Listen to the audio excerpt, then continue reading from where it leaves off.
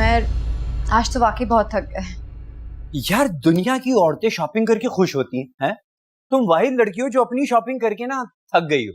सच बताऊं तो अब वाकई मुझे कोई इंटरेस्ट नहीं रहा इन सब चीजों में। बस ढंग के 1-2 जोड़े पहनने के लिए मिल जाए मेरे लिए वही काफी है। सिर्फ यही वजह है कि तुम्हारी शॉपिंग की सारी जिम्मेदारी मैंने खुद उठाई।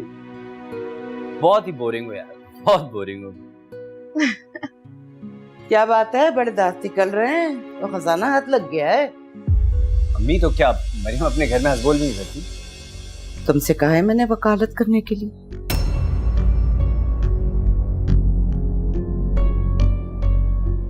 और क्या तुम ये हर वक्त औरतों में घुसे रहते हो? सारे दोस्त मर गए तुम्हारे क्या? अम्मी आपसे ना कभी कोई जीत सका है ना जीत सके।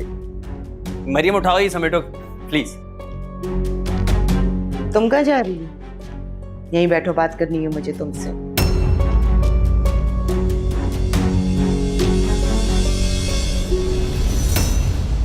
कितना खर्चा करवाए हैं आज मेरे बेटे का? आंटी मैं तो उन्हें मना ही कर रही थी, लेकिन वो मुझे जबरदस्ती शॉपिंग पे ले गए। हाँ, तुम तो बड़ी मासूम आज़म हो। मासूमा तो नाम है तुम्हारा।